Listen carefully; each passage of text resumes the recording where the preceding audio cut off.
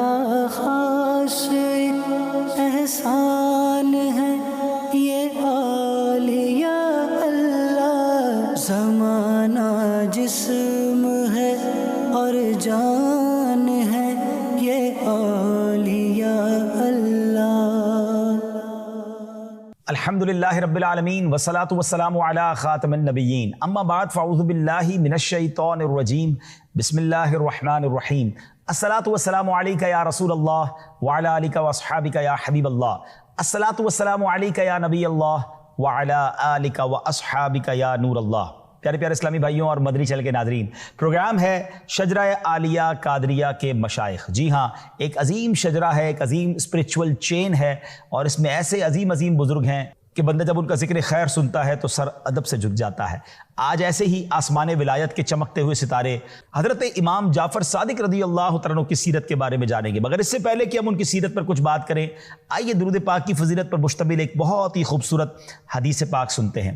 قیامت کے دن کسی مسلمان کی نیکیاں میزان یعنی ترازو پر ہلکی ہو جائیں گی تو سرور کائنات صلی اللہ تعالیٰ علیہ وآلہ وسلم ایک پرچہ اپنے پاس سے نکال کر نیکیوں کے پلڑے میں رکھ دیں گے، تو اس سے نیکیوں کا پلڑا وزنی ہو جائے گا۔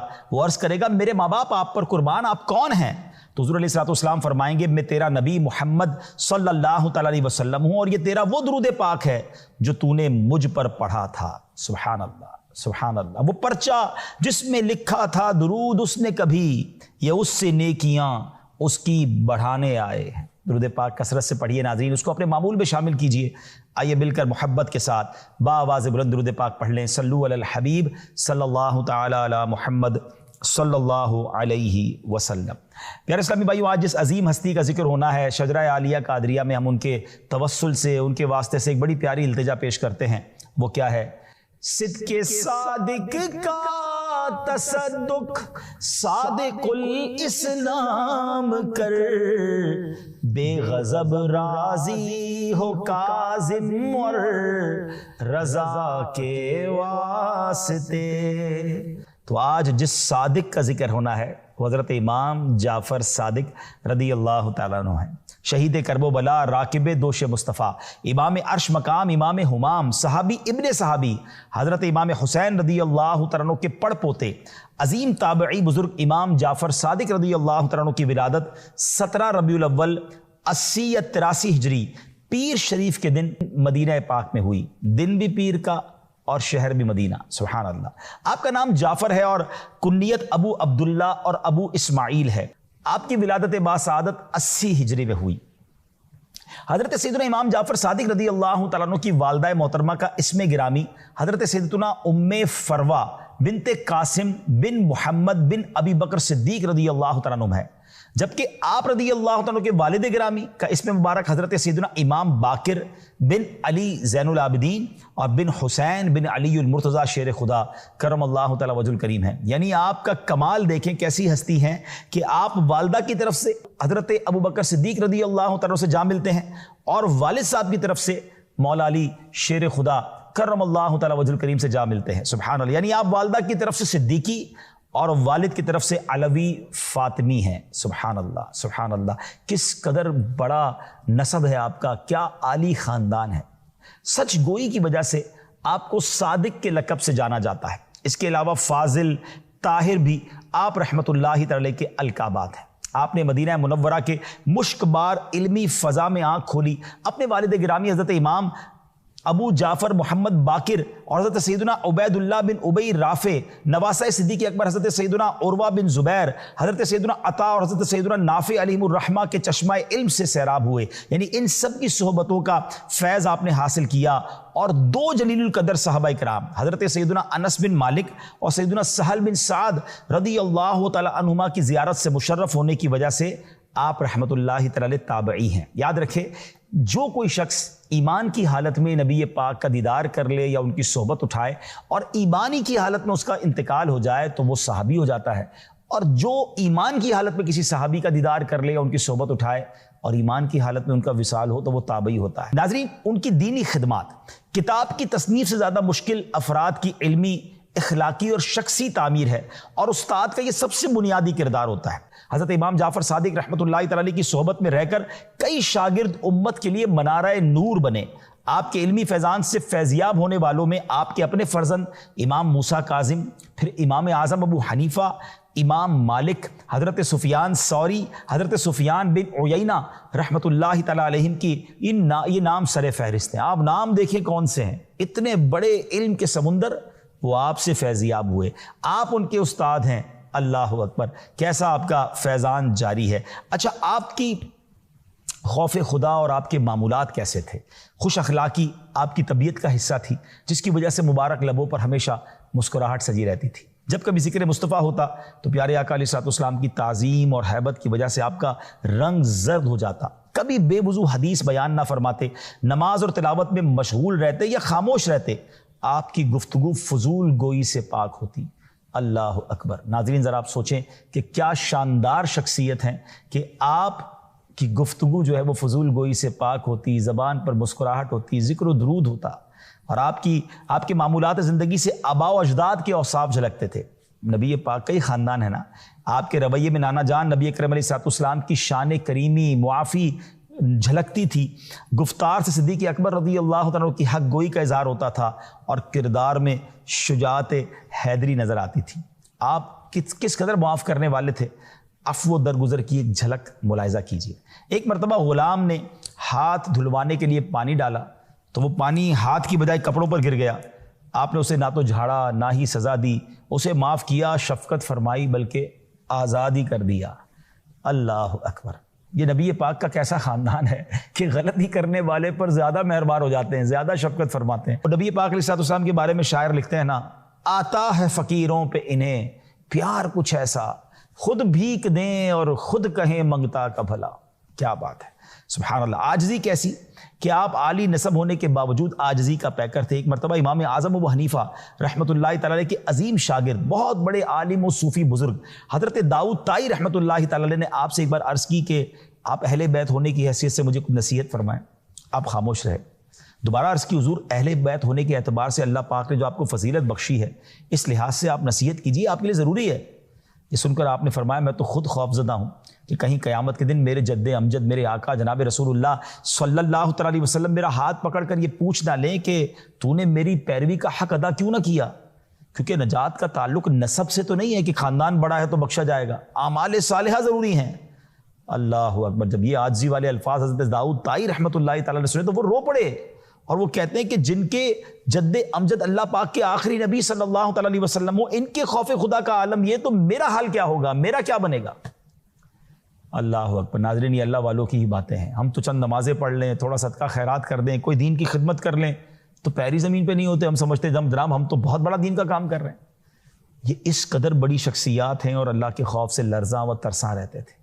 کاش ان کے صدقے ہمیں بھی کچھ خوف خدا نصیب ہو جائے، ہمیں بھی کچھ اخلاص نصیب ہو جائے، ہمیں بھی اللہ کی بارگاہ میں پیش ہونے کا کوئی خیال آ جائے اور ہم اپنے اعمال کی اصلاح کرنے میں کامیاب ہو جائے۔ امام جعفر صادق ظاہری اور باطنی علوم کے جامع تھے اور ریاضت و عبادت اور مجاہدے میں مشہور تھے۔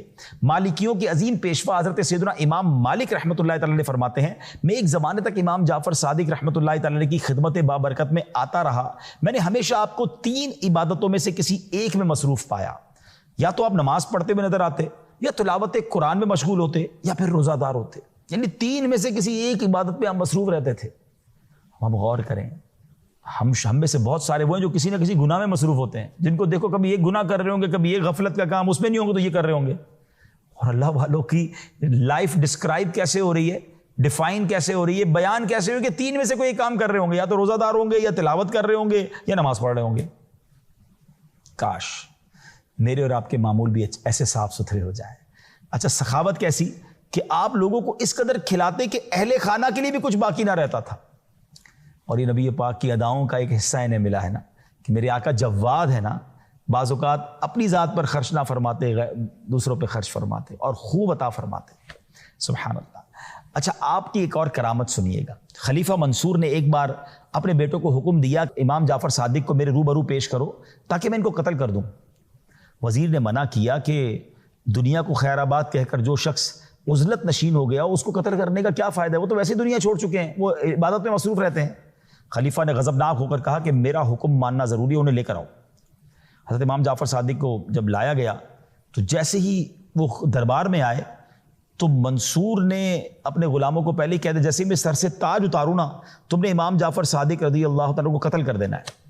مگر جب امام جعفر صادق اس کے دربار میں آئے تو آپ کی عظمت و جلال نے خلیفہ کو اس قدر متاثر کیا کہ وہ پہلے تو استقبال کے لیے کھڑا ہو گیا، نہ صرف صدر مقام پر حضرت امام جعفر صادق کو بٹھایا بلکہ آپ کے سامنے بیٹھ کر عرض کرنے لگا حضور کو میرے لیے حکم فرمائے، کوئی آپ نے ارشاد ہو تو فرمائیں۔ تو آپ نے فرمایا میرے سب سے اہم ضرورت اور حاجت یہ ہے کہ آئندہ کبھی مجھے دربار میں نہ بلانا، میری عبادت اور ریاضت میں خلل واقع ہوتا ہے۔ منصور نے وعدہ کیا کہ حضور پھر کبھی آپ کو تکلیف نہیں دوں گا، بڑی عزت کے ساتھ بڑے احترام کے ساتھ آپ کو رخصت کیا۔ اس کے بعد خلیفہ منصور 3 دن تک بے ہوش رہا، اتنا اس کے اوپر روب طاری ہو گیا کہ وہ 3 دن تو بے ہوش رہا۔ خلیفہ کی حالت دیکھ کر وزیر اور غلام حیران، جب وہ ہوش میں آیا تو پوچھا کہ آپ نے تو کہا تھا کہ قتل کرنا ہے، اور جب وہ آئے تو آپ تو ان کے آگے بچھے جا رہے تھے، اتنی عزت دی ان کو آپ نے۔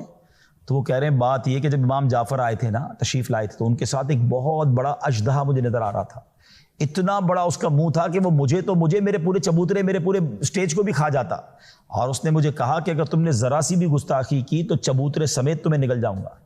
مجھ پر ایسی دہشت طاری ہو گئی اور میں نے آپ سے معافی مانگی۔ اللہ اکبر۔ ناظرین ذرا سوچئے، یہ مقام ہے آپ کا کہ اللہ والوں کی طرف کوئی میلی نظر دیکھتا ہے نا، وہ احادیث میں مضمون ملتا ہے نا، جو اللہ کے کسی ولی سے دشمنی کرے تو اللہ اسے اعلان جنگ فرماتا ہے۔ آئے ہائے، ایک اور کرامت سنیے۔ ایک شخص کا بیان ہے کہ ہم تابعی بزرگ حضرت امام جعفر صادق رحمۃ اللہ تعالی کے ساتھ حج کرنے جا رہے تھے، راستے میں ایک جگہ ہم کھجور کے سوکھے درختوں کے پاس ٹھہرے تو امام جعفر صادق رحمۃ اللہ تعالی نے آہستہ سے کچھ پڑھا، کہتے ہیں میں سمجھ نہیں سکا آپ نے کیا پڑھا۔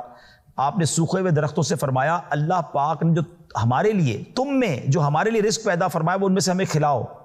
اس وقت میں نے دیکھا کہ کھجوروں کے گچھے آپ رحمۃ اللہ تعالی کی طرف جھک رہے ہیں، سوکھے درخت تھے اور اب کھجوروں کے گچھے جھک رہے ہیں۔ آپ نے مجھ سے فرمایا کھاؤ، میں نے اس سے پہلے اتنی مزیدار کھجوریں کبھی نہیں کھائی تھی۔ وہ بزرگ کہتے ہیں میں نے اس سے پہلے اتنی مزیدار کھجوریں کبھی نہیں کھائیں۔ حضرت سیدنا امام جعفر صادق کیسے مستجاب الدعوات تھے، آپ دعا کرتے وہ کیسے قبول ہوتی تھی۔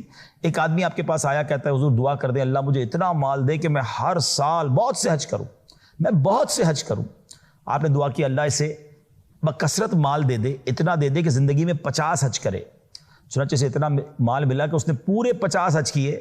51 بار جب حج پر گیا تو جوحفہ کے مقام پر غسل کے لیے نہر میں گیا تو پانی کی تیز موجیں اسے بہا کر لے گئیں اور وہ اسی میں ڈوب کر فوت ہو گیا۔ اللہ اکبر۔ ناظرین آپ دیکھیں یہ دعا کیسی تھی کہ 50 حج اسے نصیب ہوئے۔ حضرت سیدنا امام جعفر صادق رحمۃ اللہ تعالی مکہ پاک میں ایک دن کہیں تشریف لے جا رہے تھے تو راستے میں اپنی گائے کے مرنے پر ایک عورت رو رہی تھی۔ آپ رحمۃ اللہ تعالی نے فرمایا کیا تم یہ چاہتی ہو کہ اللہ پاک تمہاری گائے زندہ فرما دے؟ عورت نے عرض کیا آپ ہم سے اس طرح مذاق کرتے ہیں، حالانکہ میں پہلی مصیبت میں ہوں، میری گائے مر گئی ہے، میں رو رہی ہوں اور آپ مجھے کہہ رہے ہیں کہ گائیں زندہ اللہ پاک کر دے۔ تو آپ نے فرمایا میں مذاق نہیں کر رہا، اور پھر آپ رحمۃ اللہ تعالی نے دعا فرمائی اور اس گائے کے سر اور پاؤں کو پکڑ کر ہلایا تو وہ جلدی سے اٹھ کھڑی ہوئی۔ سبحان اللہ۔ چاہیں تو اشاروں سے اپنی کایا ہی پلٹ دیں دنیا کی، یہ شان ہے ان کے غلاموں کی، سرکار کا عالم کیا ہوگا۔ سبحان اللہ۔ اب آپ کے کچھ ارشادات سنتے ہیں۔ سیدنا امام جعفر صادق رحمۃ اللہ تعالی تقویٰ سے فرماتے ہیں کہ تقویٰ سے افضل کوئی زاد راہ نہیں، خاموشی سے بہتر کوئی چیز نہیں، جہالت سے بڑھ کر کوئی نقصان دہ دشمن نہیں، اور جھوٹ سے بڑی کوئی بیماری نہیں۔ ناظرین یہ بات سمجھنی ہے کہ آپ خود صادق ہیں، اتنا سچ بولتے کہ صادق کہلاتے، اور فرما رہے جھوٹ سے بڑھ کر کوئی بیماری نہیں ہے۔ مگر آج ہمارے معاشرے کا کیا حال ہے؟ پہلے تو کبھی کبھی لوگ جھوٹ بولتے تھے، اب تو ایسا لگتا ہے کبھی کبھی سچ بولتے ہیں۔ اتنا جھوٹ عام ہو گیا، اور یہ جھوٹ ہمارے معاشرے کو دیمک کی طرح کھا رہا ہے۔ ہم تو سچے نبی کے امتی ہیں نا، مسلمان ہو کر کیسے جھوٹ اختیار کر سکتے؟ یہ جھوٹ برائیوں کی یوں سمجھیے جڑ ہے۔ نبی پاک علیہ السلام کی بارگاہ میں ایک شخص آیا، کہتا ہے حضور میں اسلام قبول کرنا چاہتا ہوں مگر میں اتنے سارے گناہ اتنی ساری برائیاں نہیں چھوڑ سکتا۔ نبی پاک نے فرمایا بس جھوٹ نہ بولنا۔ اس نے کہا ٹھیک ہے، یہ تو آسان ہو گیا، شراب بھی پیتا تھا، بدکاری بھی کرتا تھا، چوری چکاری بھی کرتا تھا، اس کو فرمایا جھوٹ نہیں بولنا۔ اس نے کہا ٹھیک ہے، ایمان لے آیا۔ دوسرے دن شراب پینے کے لیے جب شراب کھانے میں گیا تو سوچنے لگا میں شراب پی تو لوں گا، نبی پاک کے پاس آ کر جب پوچھیں گے کیا کیا تو میں کیسے بتاؤں گا میں شراب پی کر آیا. شراب پینے سے رک گیا. بدکاری کے لیے گیا، اسے خیال آیا کہ اگر میں نے کر لیا تو نبی پاک فرمائیں گے کہاں سے آئے ہو تو کیا بتاؤں گا، جھوٹ بولنے کا تو منع کیا ہے. بدکاری سے رک گیا، ایک ایک کر کے سارے گناہوں سے بچتا گیا. شام جب نبی پاک کی بارگاہ میں آیا تو عرض کرتا حضور آپ نے تو ایک گناہ سے روکا تھا، اس کی برکت سے میں سارے گناہوں سے بچ گیا. سچ بولے ناظرین، جی ہاں سچ کی برکتیں بہت زیادہ ہیں. آپ کی روزی میں برکت ہو جائے گی، آپ کے چہرے پہ نور آ جائے گا. ہاں سچے کے چہرے پہ نور ہوتا ہے، اس کا چہرہ بڑا حشاش بشاش فریش. جھوٹا بڑا مضطرب ہوتا ہے، ہاں بڑا بے چین ہوتا ہے، اس کے چہرے پہ رونق نہیں ہوتی. نبی پاک کا چہرہ دیکھ کر تو لوگ کہتے ہیں نہیں کسی جھوٹے کا چہرہ نہیں ہو سکتا، کلمہ پڑھتے مسلمان ہو جاتے. تو ایک طرف تو ہم کہتے ہیں سچی بات سکھاتے یہ ہیں اور اس نبی کے امتی ہو کر جھوٹ بولتے ہیں. امام جعفر صادق رحمۃ اللہ تعالی کی زندگی سچ پر مبنی، صادق کہلاتے. آپ صادق آقا کے خاندان سے ہیں نا. کیا مجھے کوئی صادق کہتا ہے، آپ کو کوئی صادق کہتا ہے کہ یار یہ بندہ سچا ہے؟ سوچئے ہمارے بارے میں لوگ کیا کہتے ہیں. کاش لوگ کہیں کہ یار ہے اچھا امتی، بولتا ہے تو سچ بولتا ہے، جھوٹ نہیں بولتا. اللہ کرے کہ دل میں اتر جائے میری بات. سبحان اللہ. اور پھر حضرت ابوبکر صدیق اور حضرت عمر فاروق سے کیسا پیار تھا کہ حضرت امام جعفر صادق فرماتے ہیں کہ انا بریء ممن ذکر ابا بکر و عمر الا بخیر، یعنی اس شخص سے میرا کوئی واسطہ نہیں جو امیر المومنین حضرت سیدنا ابوبکر صدیق رضی اللہ تعالیٰ عنہ اور سیدنا عمر فاروق رضی اللہ تعالیٰ عنہ کا ذکر خیر و خوبی کے ساتھ نہ کرے. اللہ اکبر. آپ سوچیں کہ کس قدر کمال کی فرمان ہے. اور یہ صحابہ اور اہل بیت کا کمال کا آپس میں انٹریکشن تھا کہ وہ ایک دوسرے سے کس قدر پیار کرتے تھے.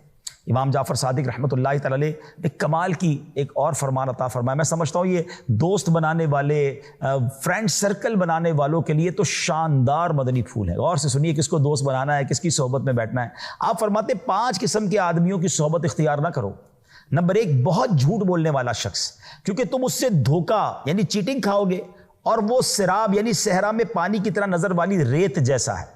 وہ دور والے کو تیرے قریب کر دے گا اور قریب والے کو دور کر دے گا. یعنی جھوٹ بولنے والے سے دوستی نہیں کرنی ہے. واقعی وہ بعض اوقات جھوٹی باتیں کر رہا ہوتا ہے، بندے کو اتنے آسرے دے رہا ہوتا ہے کہ انسان پریشان رہتا ہے. ایسا دوست کس کام کا؟ تو جھوٹا دوست نہیں ہونا چاہیے. فرمان بے وقوف آدمی اس کی صحبت میں بھی نہ بیٹھو، کیونکہ اس سے تمہیں کچھ حاصل نہیں ہوگا.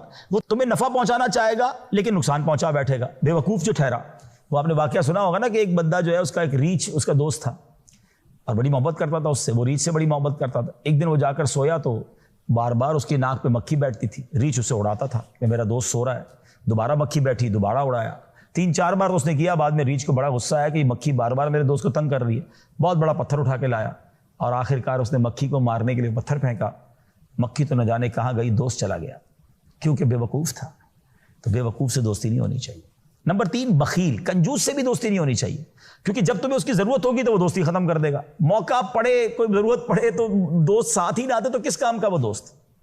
تو سخی ہونا چاہیے دوست، بخیل نہیں ہونا چاہیے. نمبر 4 بزدل شخص، اس سے بھی دوستی نہیں ہونی چاہیے، کیونکہ یہ شخص مشکل وقت میں تمہیں چھوڑ کر بھاگ جائے گا. اور ایسا ہوتا ہے جب کوئی مشکل وقت آتا ہے تو پہلے ہی وہ بزدل تھا تو وہ ہم سے پہلے بھاگ جاتا ہے. نہیں، بہادر دوست ہونے چاہیے. فرمایا فاسق شخص، کیونکہ وہ تمہیں ایک لقمے یا اس سے بھی کم قیمت میں بیچ دے گا. کسی نے پوچھا لقمے سے کم کیا ہے؟ فرمایا لالچ رکھنا اور اسے نہ پانا.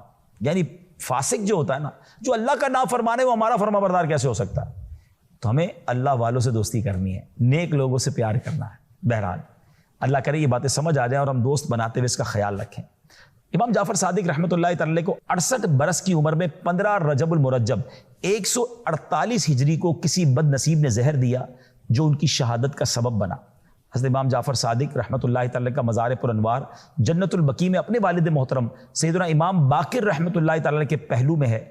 اللہ کریم تربت امام جعفر صادق پر اپنی کروڑوں رحمتوں کی بارش نازل فرمائے اور ان کے فیضان سے ہمیں مالا مال فرمائے، ان کے نقش قدم پر چلنے کی توفیق عطا فرمائے. اللہ ان سچوں کے صدقے ہمیں سچا بنا دے، ان عبادت گزاروں کے صدقے ہمارا دل بھی عبادت میں لگا دے، ان سجدہ کرنے والوں کے صدقے ہمیں ساجد بنا دے، ان تلاوت کرنے والوں کے صدقے ہمارا دل تلاوت میں لگا دے. ہم کہتے تو ہیں کہ ہم سلسلہ قادریہ کے مرید ہیں، سلسلہ قادریہ میں ہم شامل ہیں، مگر ہمارے سلسلے کے جو بزرگ ہیں وہ کیسے عرفہ والا ہیں. اللہ ان کا فیضان بھی نصیب فرمائے اور ہمارا کردار بھی اچھا ہو جائے. مدنی چینل دیکھتے رہیے. اگلے پروگرام میں ایک اور مبارک شخصیت کا ذکر لے کر آئیں گے اور ان کے بارے میں جانیں گے. صلو علی الحبیب صلی اللہ تعالی علی محمد صلی اللہ علیہ وسلم. خدا کا خاص